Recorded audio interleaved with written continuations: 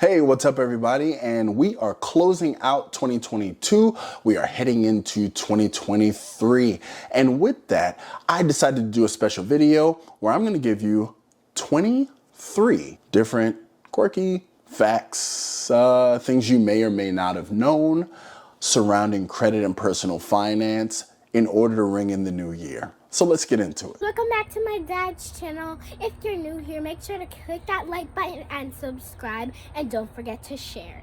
Firstly, did you know that the founders of Wells Fargo, Henry Wells and the other guy whose name is Fargo, also founded American Express? So yeah, those companies, I don't know if they're cousins or it's some sort of weird relation, but the fact of the matter is the founders of both companies are the founders of they're the same people. Well, it looked cooler when I wrote it on my list, but I didn't know if you know that. They founded Wells Fargo, they founded American Express. Actually, American Express was founded before Wells Fargo when they headed west. So, just wanted to let you know that one. For my Amex people, did you know that the Amex Gold is actually older than the Amex Platinum? A lot of the times people look at the Amex Platinum as the step up from the Gold, but the fact is that it was actually an advent that came after the Gold Card's existence. And I do believe the Gold Card's about 20 years older than the Amex Platinum, as the Platinum came about around the 80s and the Gold Card's been around since the 60s. Another one for my Amex people. Did you know that the Amex Platinum card actually started as an invite-only card? Does that sound familiar? Does it? But understand that that's how it started. You had to be invited in order to have the privilege of holding a platinum card, which coincidentally has turned into one of the most easy to get premium travel cards if you have reasonable credit history and a decent income. By decent, I literally think it's like 30,000. Don't quote me on that, but like I've heard as low as 30,000. But anyway, moving on. Your credit card interest is charged on what's called your average daily balance, as opposed to the static balance that is at the end of your credit card statement period. That balance is what is reported as utilization, but the fact of the matter is your credit card is charging you interest every single day. So when you hear people say, hey, if you have extra money, pay it before the closing date, that part is extremely important, especially if you're not paying off the entire balance, because it lowers the amount of interest that they can charge you since they tabulate it on a daily basis. And that's not some credit cards, that's virtually all of them. So if you've ever wondered why you paid a significant amount of your credit balance off and the interest just isn't quite matching up with the percentage that you're supposed to pay, understand that's why it is. This way they can charge you interest on money that may not actually still be attached to your account, since you signed the terms and agreement saying that you were okay with them doing an average daily balance interest charge instead of a regular simple interest charge. By the way, they don't even give you the option for a simple interest charge. Let's move on to the next fact. Did you know that Citibank, the city that we're all aware of, Citi Prestige, oh God, the Custom Cash, the Double Cash, those guys, actually sold war bonds to finance the Union Army in the Civil War. Yes, that Civil War, the United States Civil War. Citibank sold war bonds for it. So this banking institution has been around for quite some time. Now sliding over to Chase, the card that we know as a JP Morgan Reserve card, or the $10 million card, actually was first marketed as the Palladium card. Now the Palladium card was unique as it was a brass and palladium alloy design, basically a brass card with palladium around it, making it distinctively heavy. But that palladium coating at the time when the card was being marketed actually put the physical value of the card itself, and I mean the materials of the card itself, between $800 and $1,000. So that invitation only card was actually worth its weight in palladium. It was worth its weight in palladium. See what I did there? You see how I did that there? Okay, all right, I'll move on. Sticking with the JP Morgan Reserve card, a lot of people got upset when the Chase Sapphire Reserve card was introduced, because even to this day, The JP Morgan Reserve and the Chase Sapphire Reserve card are essentially, they're the same card. They have identical multipliers. One of them you gotta have 10 million bucks. The other one you just have to apply. And with the JP Morgan Reserve, you get a free United Club membership. But I mean, essentially other than that, they're essentially the same card. So that's just a quick fact. Did you know that most card issuers actually lean harder on their no annual fee card members through their interchange fees and their interest payments to finance the perks that they give to card members who pay an annual fee? So a lot of people who think that they are dodging a bullet by not paying an annual fee, A, tend to use their card more for small purchases, hence drumming up interchange fees, and in some cases, let said purchases get away from them, hence generating interest fees to then finance American Express's ability to give 4x, and in some cases 6x on groceries, Chase's ability to give 3x on online grocery. We hacked that. And Capital One's ability to give 10x on travel booked through their portal using their VentureX card. Titanium as a card material is not unique to the Amex Centurion card.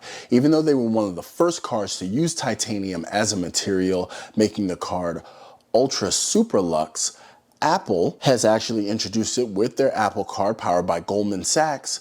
They've actually used that as a card making material in a card that they don't even want you to slide. It is a beautiful laser etched card, but they give you this great, fantastic, wonderfully constructed card that they don't want you to slide because they actually penalize you in the way that you earn rewards when you slide it. And if you know, you know. Back over to Amex. Did you realize that the Amex Green Card, purely based on multipliers, can earn you Delta Sky Miles at a rate faster than every single Sky Miles card combined? Period. The one Amex Green Card, because of its MR earning multipliers, is actually better than the entire stable of Amex Delta cards. Now, mind you, still like Amex Delta cards, but the fact of the matter is that they could stand to step it up. And I don't understand Amex and Delta's math here, because their math really isn't mathing, especially with the way that they want you to get Delta cards. Now, mind you, Delta cards have fantastic sign-up bonuses, but unfortunately, they fall under the umbrella, if I do understand correctly, of the once-in-a-lifetime language that Amex is notorious for. Here's a quick one. According to Cards in Circulation, Discover Card is actually the third largest card brand in the United States. And we are halfway through. So now we're halfway through the list, and here is another fact. If you've ever looked at American Express stock card footage, you will always notice that the name on the card is C.F. Frost. C.F. Frost was actually Charles F. Frost, who was an ad executive who worked with Amex marketing their cards, and his name just happened to stick. Now, mind you, he wasn't even an employee of American Express, but hopefully he got some good licensing from the fact that his name is still on these cards to this day. Now, speaking of card stock footage, on the Chase cards, you'll notice that you have someone named D. Barrett on there. D. Barrett, and I have tried, I've scoured, I haven't been able to find it, but D. Barrett was actually a Chase employee, was and or still is. Customer relations or customer success manager or some such business that has to do with customer facing, but this person is also an actual real human being. But at least in this situation, they were a Chase employee, so chances are they probably didn't get any for their licensing, as being an employee kind of sucks sometimes. If presented with the choice, always, always, always pay a credit card bill on time, even if you cannot pay it in full. I don't care what payment arrangements you have to make. Based on your FICO score, the worst thing you can ever do to a credit card account is pay it late. Period. Don't argue with me. Speaking of FICO scores, everyone worries about the FICO score that has to do with their personal credit, but just so you know, there are over 16 versions of the FICO score model that are actually tied to your overall credit worthiness, and different ones are used by different industries to determine your credit worthiness. So your score in one may have absolutely nothing to do with the credit vehicle that you may be trying to apply for. So your FICO score for your credit cards may have absolutely nothing to do with your home loans, which has absolutely nothing to do with the one that you used to get a car loan, which also has nothing to do with the one that's run when your credit's being checked for you to get a lease. The Vantage Score model, Vantage Score 3.0, the one that you always see on Credit Karma and a lot of the free credit accompanying apps and things of that nature that even credit card companies offer you, was actually invented by the big three credit bureaus, Equifax, Experian, and TransUnion. So if it was invented by them, yet they use FICO scores to give you what it is that you want, you gotta understand that it may actually be more marketing than actual function, but it still does give you an idea of how they think your credit worthiness is, whether issuers use it or not, to approve you for credit instruments. Back to Amex and Delta. These two are in a total love affair, even though their math doesn't always math properly. But the fact of the matter is they have inked a contractual deal all the way through the year 2029, so we can all expect some changes, both good and bad, but we'll see what happens. The Bilt card offered by Wells Fargo has a cool distinction of being the only majorly issued credit card that has American Airlines, that's not a American Airlines credit card, as a travel partner. You can't find them anywhere else, even though you can still book American Airlines flights through other means. The Bilt card is the only one with American as a direct travel partner. Another distinction is that Citi is the only major issuer with Qatar Airlines as a direct travel partner.